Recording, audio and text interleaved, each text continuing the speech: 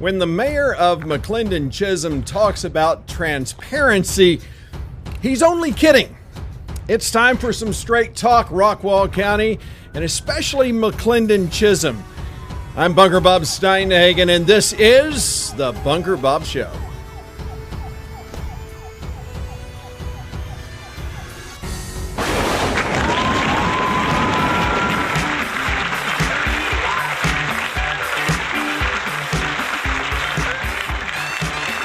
Yes, and a good Tuesday afternoon to you. We have things going on in the city of McLendon-Chisholm that can only be described as covering up and trying to obfuscate what's actually happening within the city. And if you have been keeping up with what's happening in the city of McLendon-Chisholm, you already know that the city of McLendon-Chisholm, the mayor, Keith Short, and City Council, they want to give $200,000 to a developer to help grow our little city. They want to bring in business, and the best way to do that is to invest in business, because as they want to argue, they want you to believe that more business will mean lower taxes, even though you can't really name any city that happens with. In fact, as business grows, as a community grows, so does the size and scope of a city government. And that is essentially what is going to happen with us as well. They don't really want to talk about it. And I understand why, because ultimately the real costs, I mean, the city council is desperate to find ways to subsidize the fire department. That is going to have to make, the city council is going to have to make some decisions, some hard decisions starting the next budget year, because the SAFER grant, which is largely funding this fire department, this bloated fire department, is not sustainable at the current tax rate. And so for them to continue the quote, what they like to call the level of service, what that really means is so that they can continue using your tax dollars to service those outside of the city limits, where more than half of all fire calls go. Let me repeat that. More than half of all fire calls go to those who are in the unincorporated area of our fire district, and those are the people who contribute nothing to their fire service. But those in office, they want to keep serving those people, and they do not want to require the people who are in the unincorporated area to pay anything. But what they do want to do is they want to invest your money, your tax dollars, in our city, because their plan is essentially to give money away. Now, I know that some are saying, well, wait a minute, we're not actually giving money to a developer. Really? Well, here's the developer agreement. I've talked about this before. It reads in the interest of encouraging further development of this area, and I'll show you the area that I'm talking about. The city council is willing to offer a commitment for development of wastewater line infrastructure as an incentive, and that's the key, incentive equal to the actual cost of the project, not to exceed $250,000, less developer contribution of $50,000, provided that the property is developed in accordance with all provisions as stated. And so what are we talking about? We're talking about, for those of you who have not been watching the show, and this show, just so you know, if you're in Rockwall County and you don't live in McLendon-Chisholm, this show is probably not going to be of much interest to you, but what it does demonstrate, it demonstrates that what happens in Rockwall County with the county commissioners is happening in the little cities too. This city of McLendon-Chisholm is an outgrowth of or an example of what is happening all over Rockwall County. And this is part of this good old boy establishment. So on 205, if you are on 205 and 550, there is a little patch of land owned by the MFS Group LLC. And you can see that this is what they originally presented to the city council, this schematic. And the reason I've got it upside down is because it's not put together in a northern direction as most maps are. And so there's a lot of confusion as to exactly how this fits on the map. That's how it is. And that's why I put it together that way. So when we flip it and look at the actual design that they're proposing, this is kind of the position or what they're proposing as far as their retail strip center. That's what they want to put into this little patch of land. And there are two renderings of that, one with a restaurant that is detached and one that is attached. Now, this was the initial view and renderings of what this strip center would look like. But as I talked about on the last show, and as I showed on the last show, the architect came to the city council and said, hey, we've got new drawings, and they actually finished them that day when they came to city council. Here's what he said, and here's what those drawings look like. We had just finished these drawings, what you see here, yesterday. And as an architect, when the owner tells me, hey, Dave, what can you do at this site? Well, certainly I'm going to have to calculate how much ratio of building area to parking lots can we do, how can we maximize, and this is what we came up with. Subject to and I think the last time we were here, there was confusion as to what's it going to look like. I'm concerned, we just don't want a typical strip center on here. So, we kind of went back to concentrating in the old town look. Once we get to the nuts and bolts, with building permitting, like I said, our civil engineers, working with the city, it's going to change. But our image, our character of the building is what we basically see here. And that's all we want to show is the character of the building and the way the parking lot is going to work and what we can do with the buildings. So this is what it looks like now. And I think the developers are hoping that the people of McLendon-Chisholm will be excited about this because it looks nice. I know that there are probably those of you in Royce City, Fate, Rockwall, or Heath that are saying, hey, that looks really, really nice. Sure, I guess it does.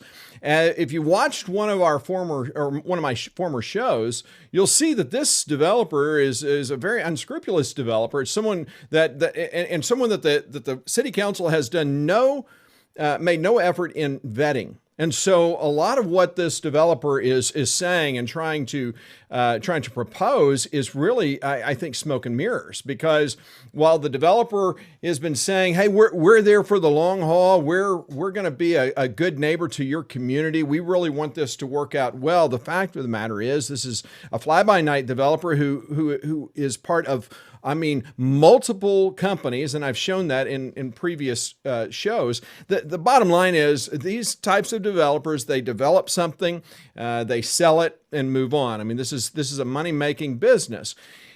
This is not really good for our community in the way it's being proposed. And the city of McLendon-Chisholm, they want to use our tax dollars. Now, don't forget, at the last tax vote, the last budget season, the city council raised our taxes. And if you don't believe me, well, then I just continue to remind you of the last vote. I move that the property tax rate be increased by the adoption of the rate of 15 cents. Then those numbers, I don't know what that would be. Increase in the tax rate, and that the ordinance levying this tax rate be approved.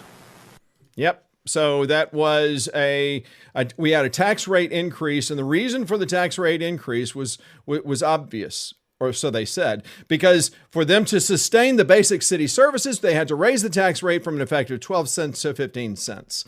And what has been the net result? Well, apparently we are flush with cash, so flush with cash that the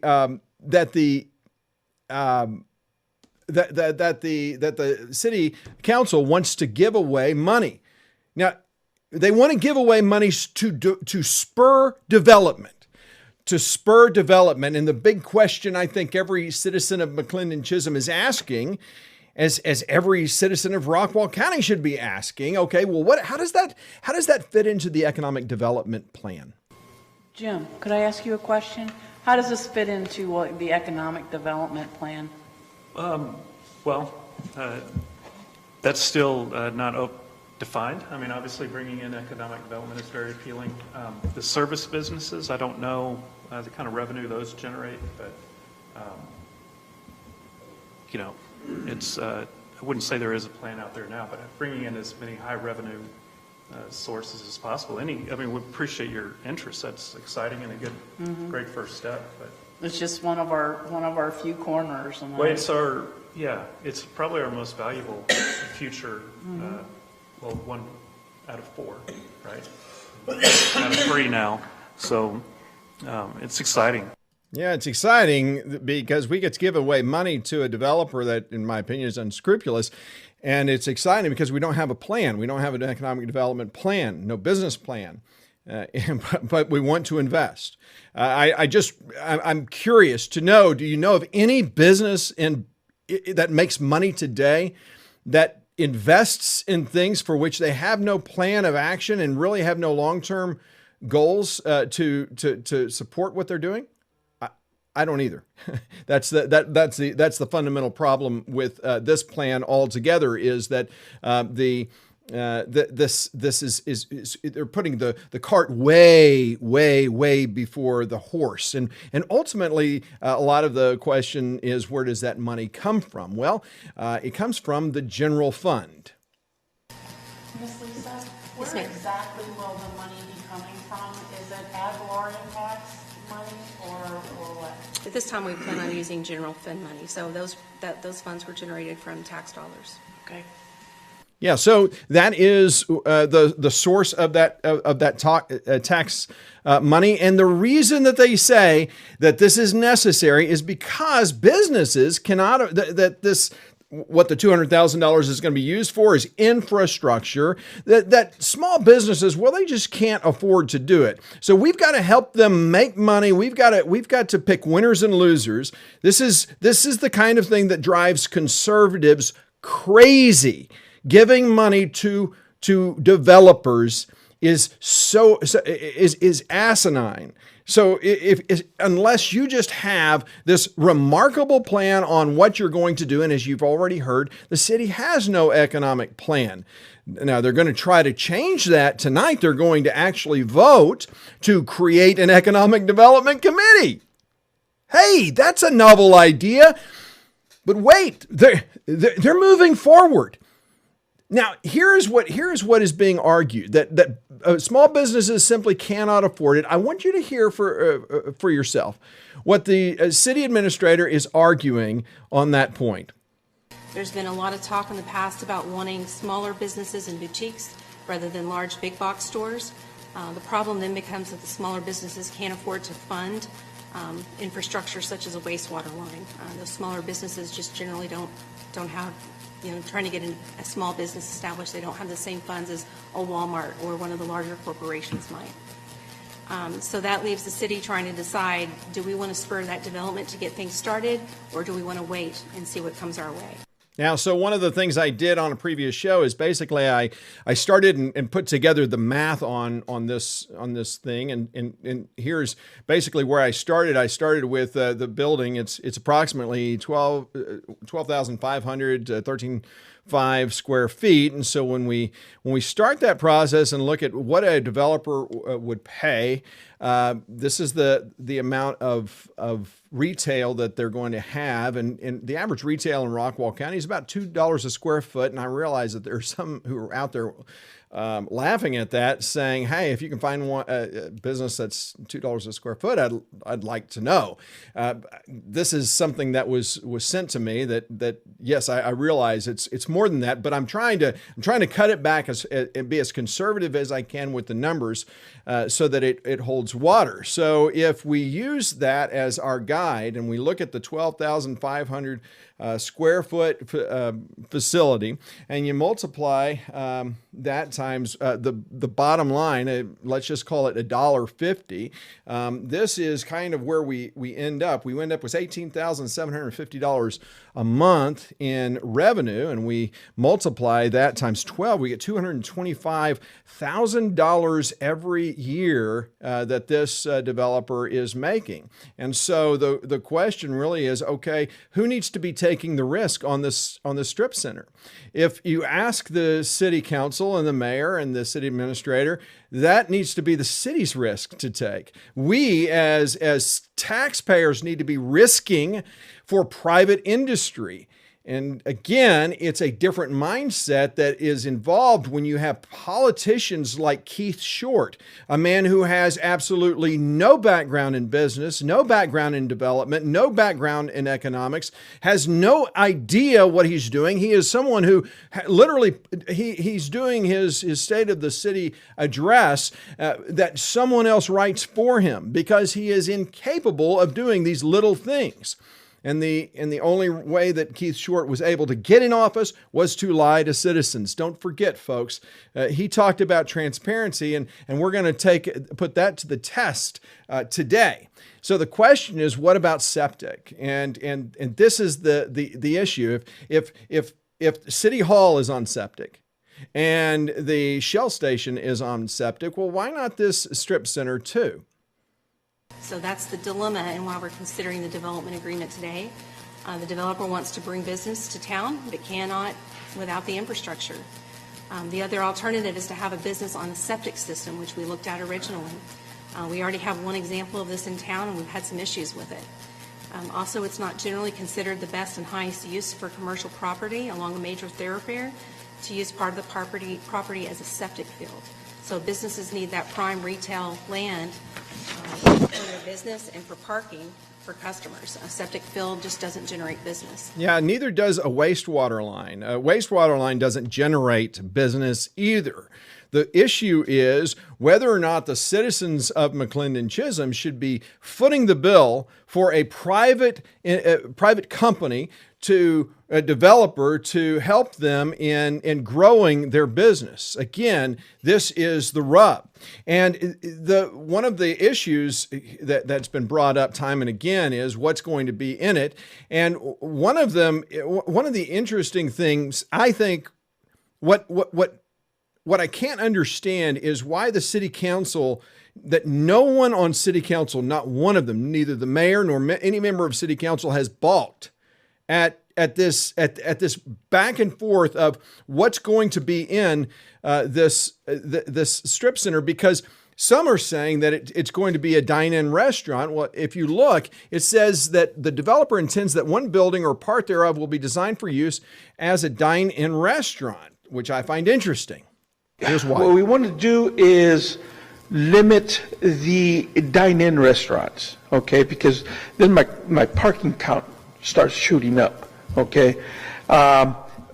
Needless to say, in the 11,000 square foot, we could probably have a Subway or a Domino's delivery carry-out unit, a concept that doesn't require dine-in, so and it doesn't increase the parking counts.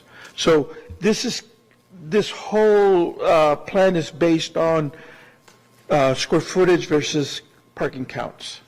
Yeah, so we go back to the developer agreement that the city is trying to sign, and it says if marketing for dine-in restaurant is unsuccessful and developer fails to obtain a restaurant tenant within 180 days of marketing for such, the developer may request council to consider an alternative pre-approved use in the plan development for the addition. And I think it's important to emphasize that the developer intends that one building or a part thereof will be designed for use as a dine-in restaurant, which may or may not also have a drive-through. Make no mistake, this will be a drive-through restaurant. The initial plans show it's a drive-through restaurant. And even when talking with the developer, and you just heard the developer say, a dine-in restaurant, we just can't do it because of the limited space. So, looking at these two plans, you have A1 and B1. B1 has the detached restaurant facility. you could be doing a drive-through with both of them? Both of them, yes. Okay. Yes, with both restaurants are going to have a drive-through. Do you know of any dine-in restaurants real dine-in restaurants other than something like a Domino's or a Wendy's? I think that's I think it's a fairly good question to be asking ourselves. Ultimately, what I think is happening, what's going in, is going to be a fast food restaurant that is not going to have the ability necessarily to be a dine-in restaurant. They've even talked about, and I played on other shows, other things that these developers have said. If you're curious about the more specifics, go back just a few shows where I talk about in much more detail about what is being proposed. You can hear the developers' arguments and you can hear the city council ask some of the most mundane, some of the most ridiculous questions, especially as they consider the fact that they're going to be using taxpayer dollars to do it. And the other thing that really is curious to me and to everyone who is a conservative is that the fact that we as a city council, that I as mayor and when I was on city council, we did city surveys. Now they want to do a city survey all of a sudden. This is the same group of people who said that city surveys are ridiculous. They waste money. They say they waste money, so much so that the current budget, they have stripped the budget from the ability to put out a city survey because they thought it was ridiculous. Now what's happening is all of the professionals are saying, hey, you need a survey. Well, they don't like the way I did the last survey because I asked questions that were too long. And the survey was too long. And so they just don't believe the answers. The questions that I was asking was, well, why did you move to McLendon-Chisholm? What's important to you about living in McLendon-Chisholm? What's most important to you as it relates to development? Do you want to see a dine-in restaurant? Do you want to see a fast food restaurant? Do you want to see, what kind of restaurants do you want to see? If you want to see businesses, what kind do you want to see? These are and every question had open-ended opportunity for people to put in what they did. And guess what? The citizens of McLendon-Chisholm answered that survey quite prolifically. They overwhelmingly said this is one of the questions. It said, what kind of commercial businesses would you not like to see inside the city, if any? And what did they say? Fast food chain restaurants. But of course, the city council does not want to give any credence to this. And they're going to stay, their survey is going to stay away from these kinds of questions. Why? Because they want to bring in business development. They want the Subway. They want the Domino's. They want the Burger King, because this is their savior of increasing taxes. This will prevent the city from having to increase taxes, or so they will want you to believe. So I think what's very important is also the kind of business that will go into this strip center, because the city, because as most people know, service businesses do not pay any taxes, no sales tax, and that's the problem.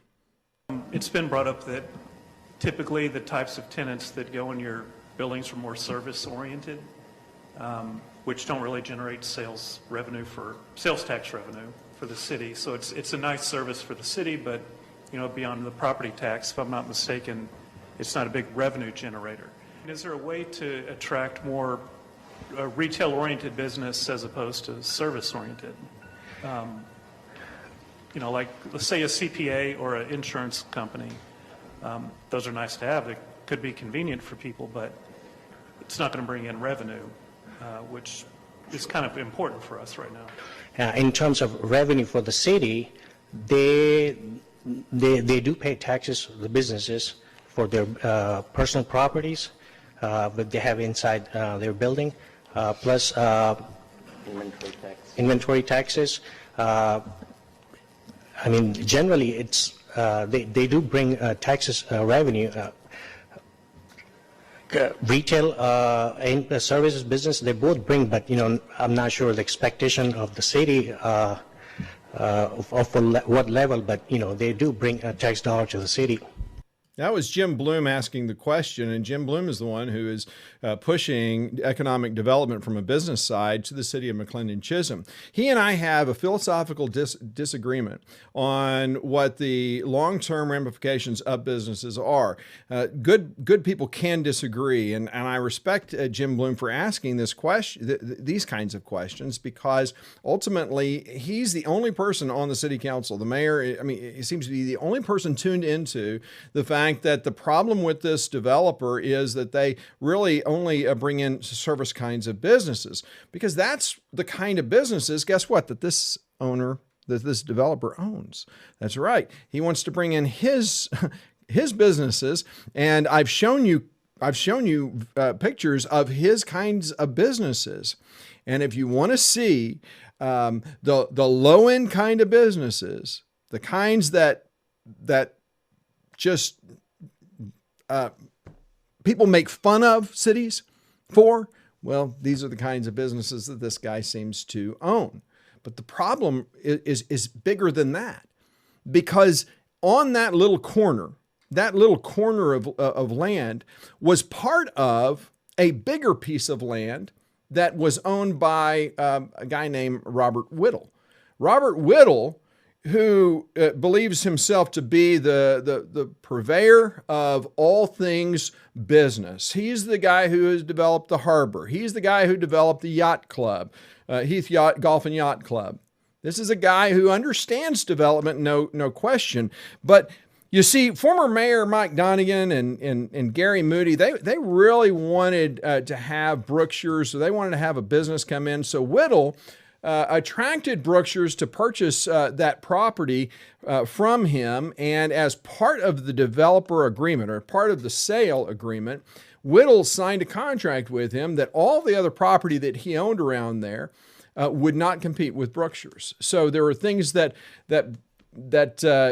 Brookshires does, which is a lot. They can get into a lot of different businesses that make it impossible for this strip center to put in place. And so here's kind of an example in what I'm talking about here when it talks about the deed restrictions. I might want to add just something. This particular lot, I can't remember if it was in your packet or not, but it is heavily deed restricted. When it was sold, it's got a list of things that are prohibited. So things like pharmacies, anything that could basically compete with Brookshires, who owns a lot next door, is prohibited from being there. So that does limit some of the retail opportunities they have, and maybe leans it a little bit more towards the service types. Yep. So that's essentially what I'm talking about.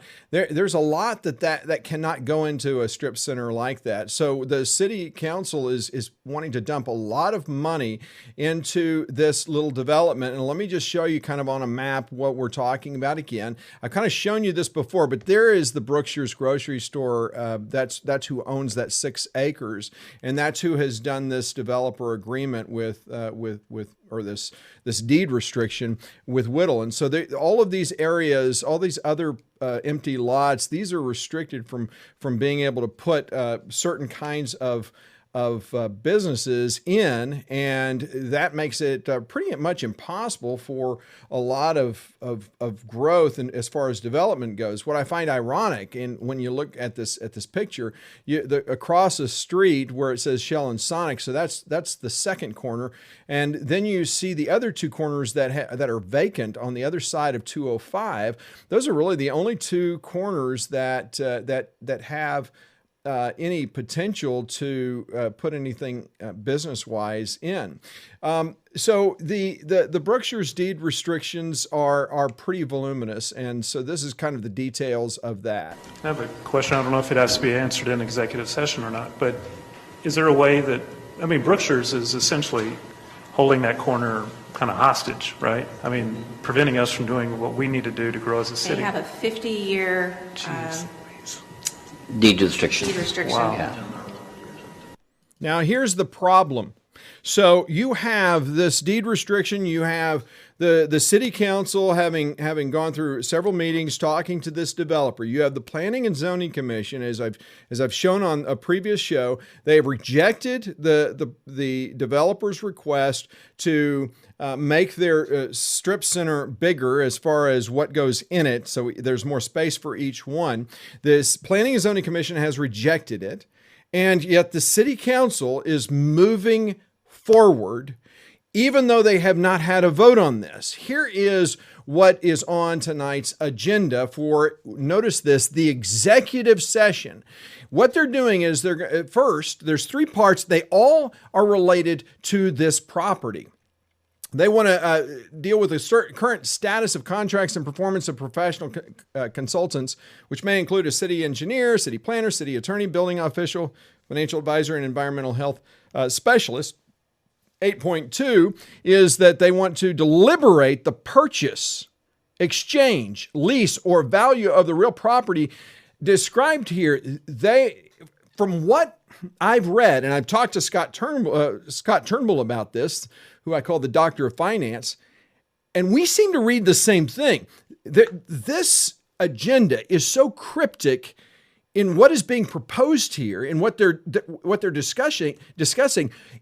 It almost looks like the city is actually considering purchasing this property. And so that's when we try and figure out, okay, the lot 2, block 1 and lot 3, block 1 situation, and we look at the abstract, the 6.98 acres, that's the 6.98 acres, that's the Brookshires. Conveyance plat for SH 205-550. So this Brookshires plat is what they're trying to purchase, it appears. And I'm guessing the reason that the city wants to purchase that is so that they can free the strip center of that deed restriction. Okay. So they're going to do this in an executive session. They're going to talk about all of this behind closed doors. How much do you think 6.8 acres, is that what it is? 7 acres. It's 6.98. Let's just call it 7 acres. And I think that is the Brookshires spot. And if I'm wrong, Scott, you need to yell at me, or Adrian or Wayne, or anyone, yell at me and say, no, that's not what we're talking about. The problem is, as I go back, this is a very cryptic executive session that we are trying to kind of figure out what is exactly happening here. This is if what's happening is actually as it seems, which it seems as though they're talking about purchasing this or leasing it. Shouldn't that be part of an economic development plan? Shouldn't there be a plan in place first? Well, that's one thing. But let's keep going on that executive session, because look at what the third part is. They are going to basically a proposal for engineering design services for a sanitary sewer line on Highway 205. Now, what's that what is that talking about? Well, this is referring to item 7.6 on the agenda, discussion and action regarding a proposal from Teague, Knoll, and Perkins to provide engineering design services for a sanitary sewer line on Highway 205. So we were scratching our head. I was scratching my head. Who is this? I've never heard of this Teague, Knoll, Perkins. And Adrian Balcom looked it up. Oh, it's Cooney, Chris Cooney. He's back. With a new company, or the name of a new company, and this is what we're basically, his engineering firm is coming to the city council and is going to be serving our city by helping us to kind of pave the way and plan for this future development. And so you see their Highway 205 sanitary sewer proposal that is in blue there. Well, there's a link to that. And if you go to that link, this is what you're going to see. This is the agreement between the city of McLendon-Chisholm and Teague, Knoll, and Perkins for professional engineering design services. And when you look on the second page of that, here's what's happening. They're going to do survey. They're going to be doing design services and subsurface utility engineering. We're going to be spending $55,000 of taxpayer funds on this, even though we have no economic development plan. We don't know what we're going to do. And it appears again, because this agenda, the mayor of McLendon-Chisholm, Keith Short, does everything he can to make sure that it is impossible for people to understand what's happening in our city. We have no idea whether this is part of the $200,000 or if it's in addition to the $200,000 that they want to provide to this developer. Folks, if you're watching this, if you're a citizen of McLendon-Chisholm and you're going to stay at home and you're not going to go to city council meeting tonight, then what the heck? Why not? My voice is heard right here.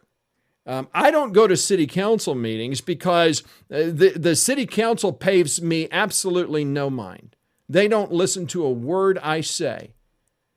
The only way for the city council, for Mayor Keith Short to hear anything that you say, to hear any voice of reason, is for you to go and say, what the heck, guys?